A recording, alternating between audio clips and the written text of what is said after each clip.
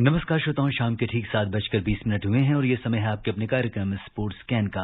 आज के sports scan के इस एडिशन के साथ मैं हूं आपका होस्ट और दोस्त सिद्धार्थ सिंह और तमाम खेल खबरों पर विस्तार से चर्चा करने के लिए हमारे साथ स्टूडियो में मौजूद हैं वरिष्ठ खेल पत्रकार रविकांत सिंह।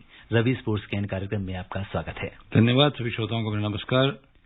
सबसे पहले नजर डालते हैं अब तक की स्पोर्ट्स हेडलाइंस पर। पुरुष हॉकी में भारत और अर्जेंटीना के बीच दूसरा अभ्यास मैच 4-4 गोल से बराबरी पर रहा। भारत की शीर्ष महिला नाविक नेत्रा कुमारन ने टोक्यो ओलंपिक्स के लिए क्वालिफाई कर लिया है। ओलंपिक कोटा हासिल करने वाली वो पहली भारतीय महिला बनी। भारत और बेलारूस के बीच हुए मैसी फुटबॉल मैच में आज बेलारूस ने भारत को 2-1 से हराया। चैंपियंस लीग फुटबॉल के क्वार्टर फाइनल में Paris Saint Germain, Chelsea, Real Madrid और मैनचेस्टर सिटी ने पहले चरण के मुकाबले जीतकर सेमीफाइनल के लिए अपनी दावेदारी मजबूत की। और आईपीएल 2020 क्रिकेट टूर्नामेंट कल से चेन्नई के चेपक स्टेडियम में शुरू।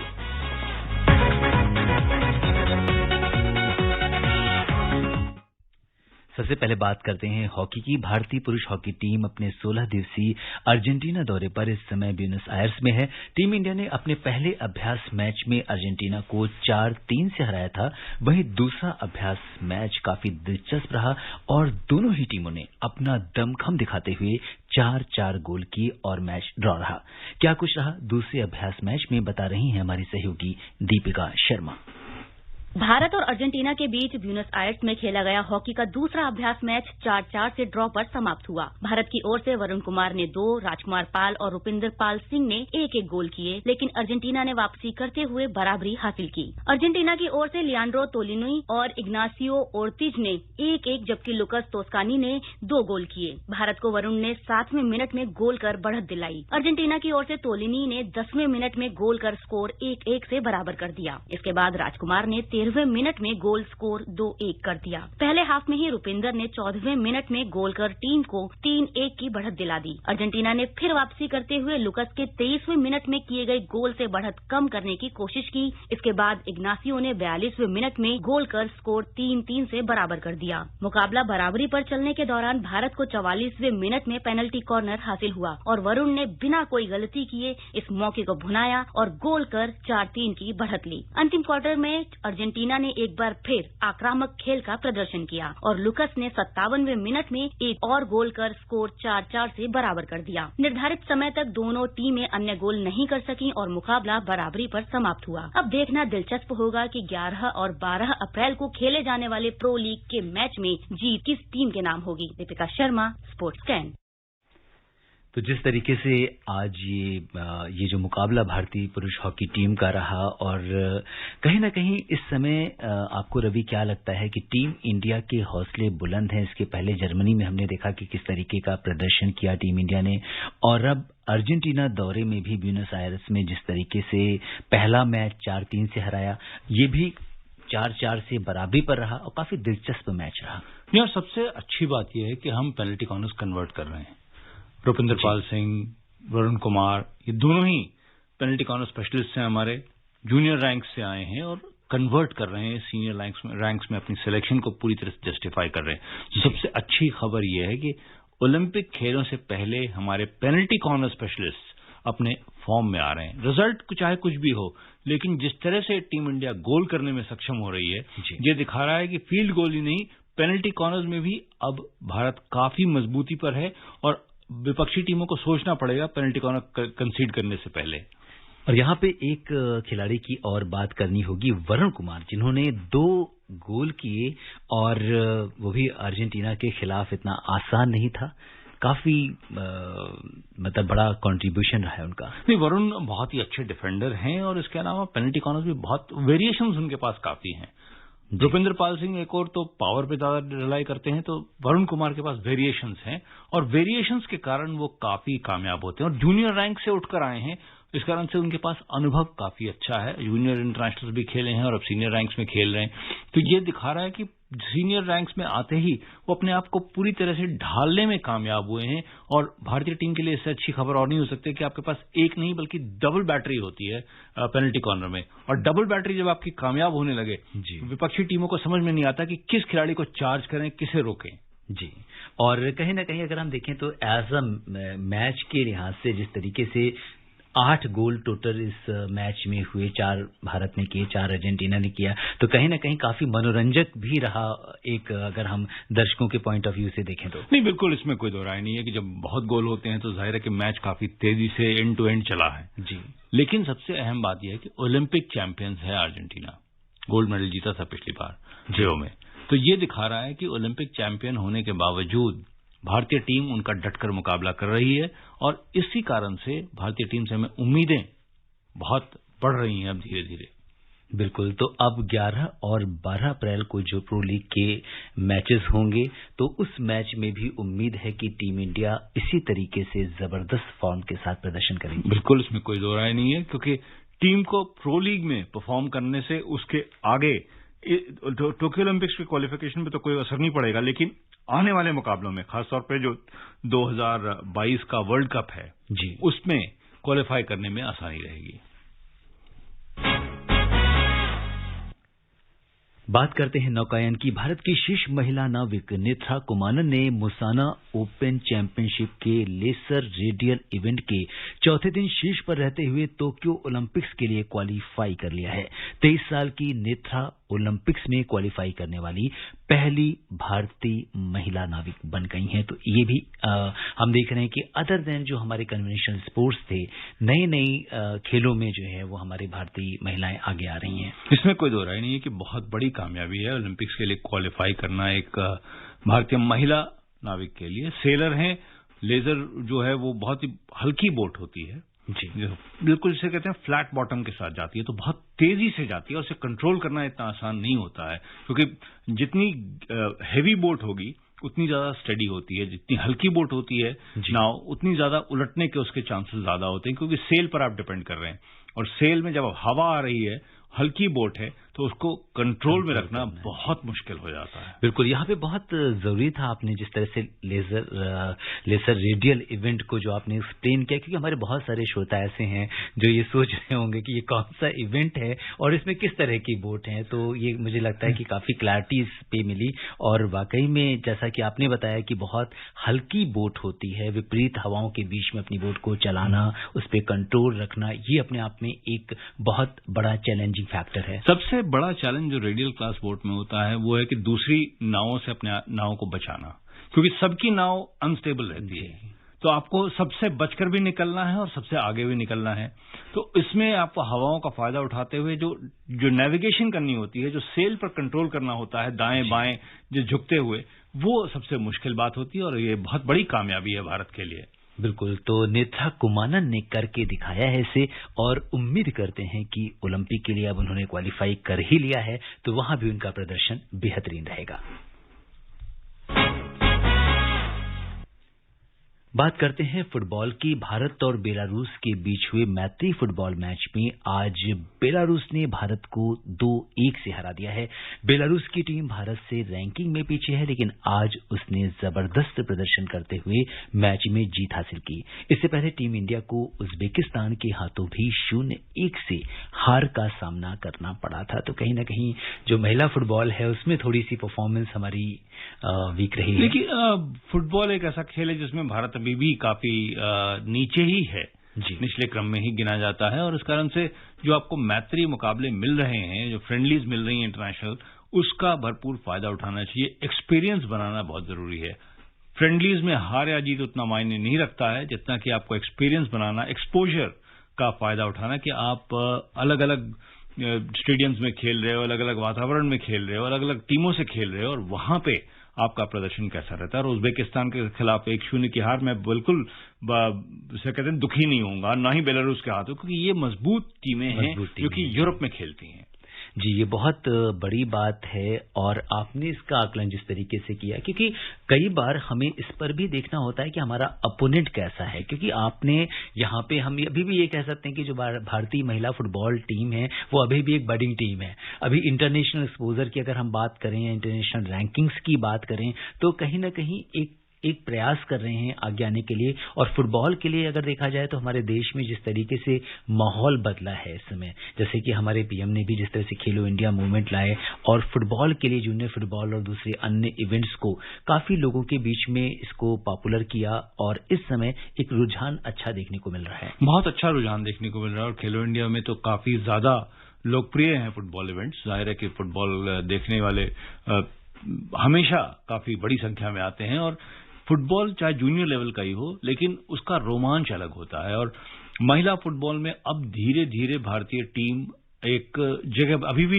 एशिया में टॉप 20 में बड़ी मुश्किल से आ पाती है, लेकिन फिर भी धीरे धीरे एक पहचान बनानी शुरू कर दी है। जी,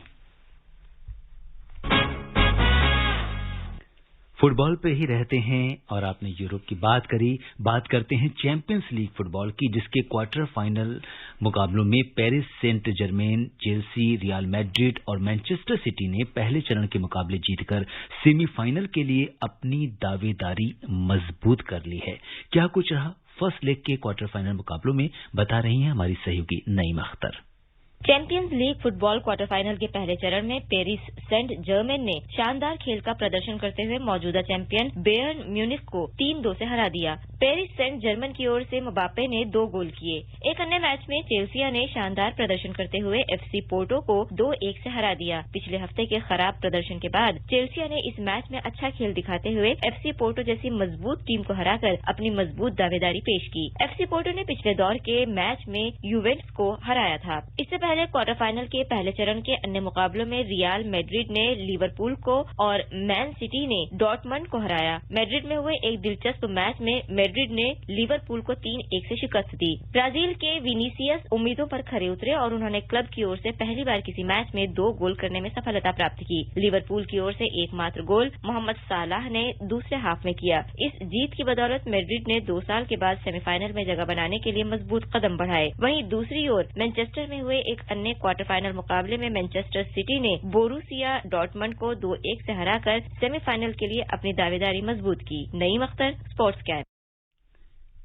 जी हाँ रवि, जिस तरीके से क्वार्टर फाइनल के जो फर्स्ट लेग के मुकाबले थे, जिसमें से हम पीएसजी की बात करें, चेल्सी की बात करें, रियल मैड्रिड और मैनचेस्टर सिटी, ये जो 4 टीम्स हैं, इन्होंने अपनी अपनी जो फर्स्ट लेग के मुकाबले हैं क्वार्टर फाइनल के, वो पक्के कर लिए हैं। तो अभी सेमीफाइनल की क्या स्थिति बनती दिख रही है? देखिए, जिस तरह के स्कोर लाइन्स हैं, अगर मैं एक उदाहरण लेता हूं जी, रियल मैड्रिड का स्कोर लिवरपूल के खिलाफ 3-1 का रहा। अब जो डबल लेग मुकाबले हैं, जो UEFA चैंपियंस लीग जिस पैटर्न से खेली जाती है, उसमें टोटल स्कोर देखा जाता है और अवे गोल डबल काउंट होता है। तो यानी कि अगर जो रिटर्न लेग का मुकाबला है, जो लिवरपूल अपने घर में एनफील्ड में खेलेगा, उसमें लिवरपूल अगर 2-0 से जीतती है तो कुल स्कोर 3-3 बराबरी पर आएगा। लेकिन लिवरपूल क्वालिफाई करेगी क्योंकि उसने अपने घर से बाहर रियल मैड्रिड के स्टेडियम में सैंटियागो बर्नाब्यू में एक गोल किया है, अवे गोल किया है। तो अवे गोल का महत्व जो डबल लेग मुकाबले होते हैं उसमें बहुत ज्यादा हो जाता है। और रियल मैड्रिड 3-1 से जीते तो जरूर हैं, लेकिन कहीं नहीं कहीं तो पहला उनका लक्ष्य होगा कि एनफील्ड में एक गोल करके उस अवे गोल एडवांटेज को खत्म करें। जी, 3-1 स्कोर रहता है तो 4-4 की बराबरी पर किसी के पास एडवांटेज नहीं है अगर अवे गोल कर लिया। लेकिन अगर अवे गोल नहीं कर पाए तो एडवांटेज लिवरपूल के पास रहेगा। जी, ये बड़ी मतलब जो लीग 1 और लीग 2 के जो मुकाबले हैं, इसके हिसाब से ये बड़ी अहम बात है। और अगर हम देखें तो ये जैसे रियल मैड्रिड के बीच में जो मुकाबला हुआ, तो मैड्रिड को उसका एडवांटेज अगर मिलना था तो मैड्रिड में चूंकि उसकी होम ग्राउंड में वो चीज हो रही थी, तो उसके हिसाब से ये काफी अहम मुकाबले हो जाएंगे। जी हाँ, बहुत अहम मुकाबले हैं क्योंकि मैड्रिड अपने घर में 3-1 से जीत चुकी है और लिवरपूल अब होस्ट होगी सेकेंड लेग की। तो सेकेंड लेग में अब मुकाबला काफी दिलचस्प रहेगा क्योंकि लिवरपूल को मालूम है कि अगर उन्होंने 2 गोल कर दिए और विपक्षी टीम रियल मैड्रिड को गोल नहीं करने दिया तो स्थिति लिवरपूल की काफी मजबूत हो जाएगी। प्रीमियर लीग चैंपियंस है तो जाहिर है कि उनसे उम्मीद की जा रही है कि वो सेमीफाइनल तक तो पहुंचे।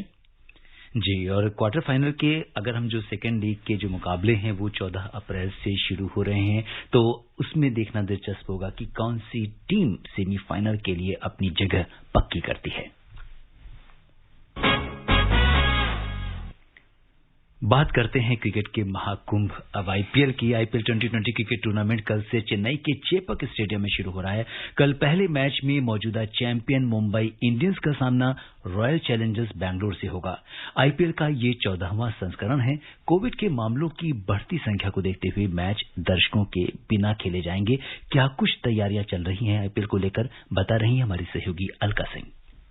चेन्नई में कल से आईपीएल के 14वें संस्करण की शुरुआत हो रही है। इस टूर्नामेंट में 8 टीमें मैदान में हैं और कुल 60 मुकाबले होंगे। आईपीएल का सफर 52 दिन तक चलेगा और इसके मैच 6 शहरों मुंबई, चेन्नई, बेंगलुरु, अहमदाबाद, नई दिल्ली और कोलकाता में खेले जाएंगे। फाइनल 30 मई को अहमदाबाद के नरेंद्र मोदी स्टेडियम में होगा। आईपीएल के इतिहास की दूसरी सबसे सफल टीम चेन्नई सुपर किंग्स के लिए पिछला एडिशन अच्छा नहीं था और धोनी के धुरंधर पहली बार प्ले ऑफ में पहुंचने में नाकाम रहे थे। पहली बार ऐसा हो रहा है कि देश में टूर्नामेंट होने के बावजूद कोई भी टीम अपने घर में मैच नहीं खेलेगी, यानी कि कोलकाता का मैच कोलकाता और मुंबई का मैच मुंबई में नहीं होगा। आईपीएल इतिहास में अब तक मुंबई इंडियंस ने सबसे ज्यादा 5 बार खिताब जीता है। दूसरे नंबर पर महेंद्र सिंह धोनी की कप्तानी वाली चेन्नई टीम ने 3 बार खिताब अपने नाम किया है। कोलकाता और हैदराबाद ने 2-2 बार खिताब जीता। राजस्थान ने 2008 में खिताब अपने नाम किया था और ये टूर्नामेंट का पहला सीजन था। पहला मैच चेन्नई में वर्तमान चैंपियन मुंबई इंडियंस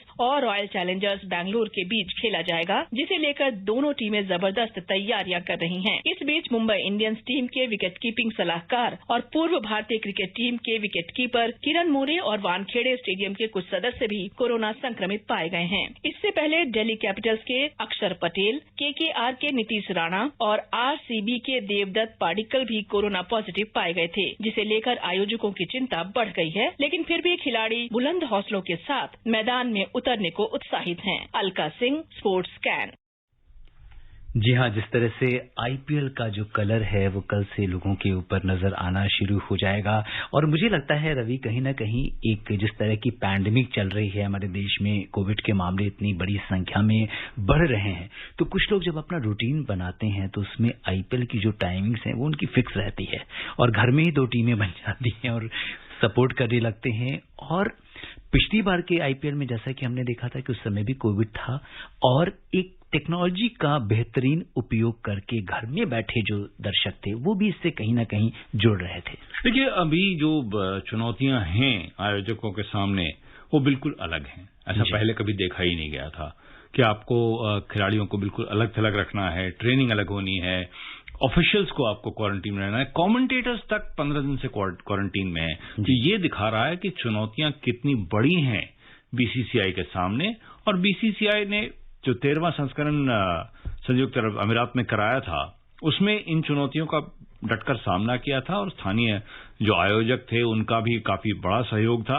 उम्मीद है कि भारत में भी जब ये प्रतियोगिता होगी तो यहां भी अच्छा सहयोग मिलेगा स्थानीय लोगों का और जो स्थानीय आयोजक हैं वो भी जो बायो बबल है उसकी जो आइसोलेशन पॉलिसी है उसको सही ढंग से पालन करेंगे, क्योंकि वहां पे अगर थोड़ी सी भी ढील हो जाए तो फिर आपके लिए बहुत बड़ी दुर्घटना हो सकती है।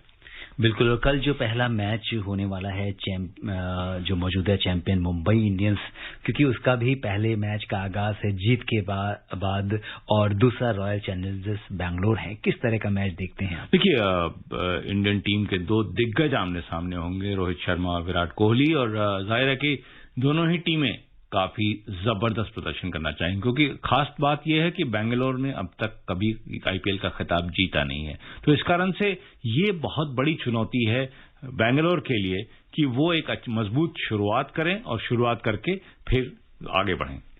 श्रोताओं, समय अनुमति नहीं दे रहा है कि हम कुछ और खेल खबरों पर चर्चा करें। रवि, आप हमारे स्टूडियो में और तमाम खेल खबरों पर चर्चा करने के लिए आपका बहुत बहुत धन्यवाद। श्रोताओं, चलते चलते एक नजर अब तक की स्पोर्ट्स हेडलाइंस पर एक बार फिर। पुरुष हॉकी में भारत और अर्जेंटीना के बीच दूसरा अभ्यास मैच 4-4 गोल से बराबरी पर रहा। भारत की शीर्ष महिला नाविक निथा कुमानन ने टोक्यो ओलंपिक्स के लिए क्वालिफाई कर लिया है। ओलंपिक कोटा हासिल करने वाली वो पहली भारतीय महिला बनी। भारत और बेलारूस के बीच हुए मैत्री फुटबॉल मैच में आज बेलारूस ने भारत को 2-1 से हराया।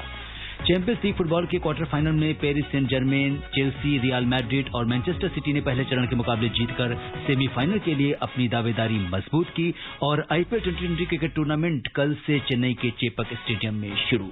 इसके साथ ही अनुमति दीजिए अपने होस्ट और दोस्त सिद्धार्थ सिंह को नमस्कार। है।